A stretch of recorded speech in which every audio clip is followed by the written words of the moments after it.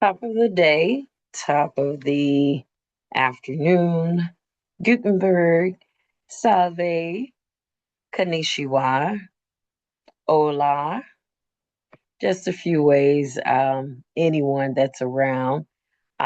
First, I want to say my sincere apologies for this um, getting out a little bit later than expected. Happy Hanukkah, happy Merry Christmas, happy Kwanzaa, and those that will be celebrating as myself, Three Kings on January 6th. So, since I'm assuming this role of pod leader with our pod number 4 for December, I want to make this presentation um, more about sharing to raise awareness of how we can learn from one another. I promise I will not be before you too long. I will follow the 20-minute format to allow time for you and I to definitely process everything. And I will share today with you as my fellow educators, just to give us a window of a structure and focus. I'm just going to introduce um, to you this approach that I did for an AI literacy and makerspace presentation that I did with an all girls organization, and basically just making them aware of AI literacy, which is approachable to pre-K to 12th grade as well. And I'm going to walk us through this bingo game concept where I allow differentiated exploration as the workshop is going along. Again, it lets pre-K teacher focus maybe on image generation while a 12th grade teacher tackles, more rigorous topics of algorithmic bias or just the more ethical use. Um,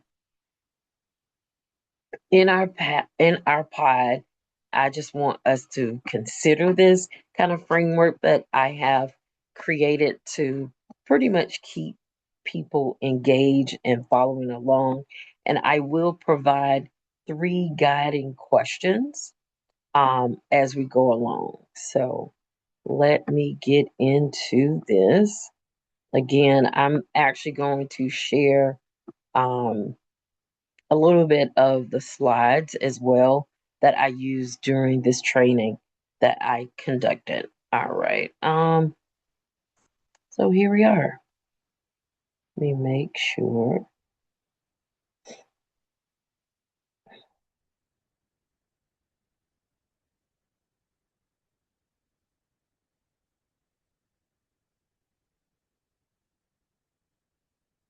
Okay, here we go.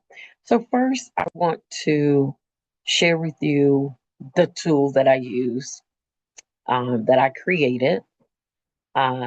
So this tool is a workshop bingo card per se. I have given it titles here. Um, Again, this was a makerspace and AI literacy workshop. So I give it the titles, and pretty much this will allow your audience, if you were supporting teachers in learning this concept, then they can be able to follow along. They can answer any of these here. And as they are following along, they can identify the different tools, um, able to really think outside the box, but also this is how you can gauge, your audience as they are following along. Again, I want to share with you what it looks like, and it's not too tedious. It's only 3 rows, but it gets them the opportunity to win bingo, and I had a couple of prizes as well. So when I think about how I started this particular workshop, um,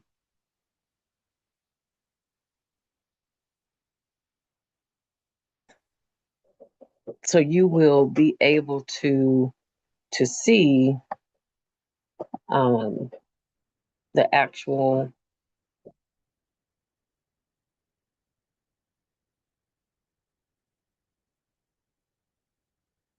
slides here. Really, just um, I wanted to focus on the objectives, how I incorporate um, the AI tools, which is using the Imagi charm bot. So I was able to allow them to explore the possibilities in a makerspace and using integrated AI tools with the Imagi charm bots that I shared with the educators as well. And the end result here is that I wanted to certainly have the encouragement, because it was an all girls organization that I was working with. When we teach girls to build, code, and create, we're not just shaping skills, we're shaping futures. And as I get into the AI literacy portion of this workshop, I was able to share the hour of AI and direct all the educators to the page where they can select different AI possibility of courses or activities, I should say, sorry, activities, to keep students engaged. So for me, I really hope this can support you as you are sharing the possibilities of utilizing Imagi with AI tools.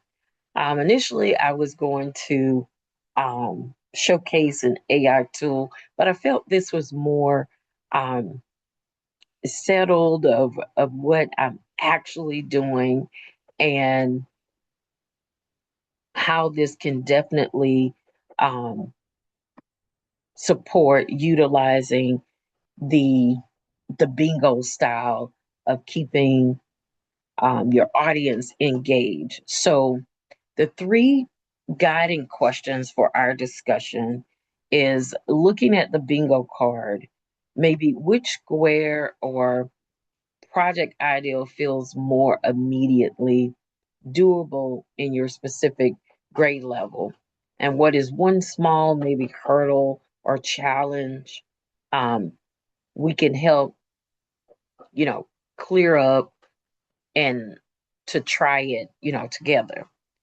And in an all girls or unrepresented setting, this is question 2, by the way, how can we use these AI tools to shift students from being just consumers of technology to being confident creators?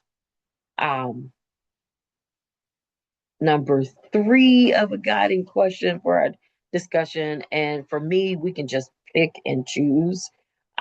We don't have to dig into all 3 at once, maybe 2 of these. But number 3, as we explore these AI project ideas, how do we ensure we are keeping the human in the loop to maintain social and emotional connection in our classroom? So I will be posting all of this in the Google Classroom.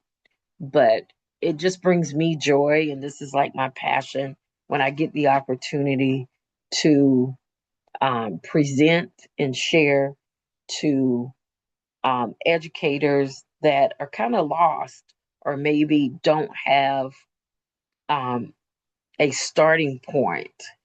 And I was able to do that with this particular workshop and give them the actual tool, being that I did have um, two Imagis to share at the time. And they were super amazed at how easy it was to create a classroom. So I was able to share that with them, and also sharing the AI debugging tool to let them know that even if you're not, this extravagant coder, you have a tool within the tool to be supportive, not only to the facilitator, the teacher, but also the student, um, for support as well, to show them that tool. So I hope you have a marvelous rest of your December before the new year. And again, my apologies for it being so late, but it's done. And I'd love to keep this conversation going. And again, I will be posting this. Looking forward to hearing from you and having those responses. Have a glorious day.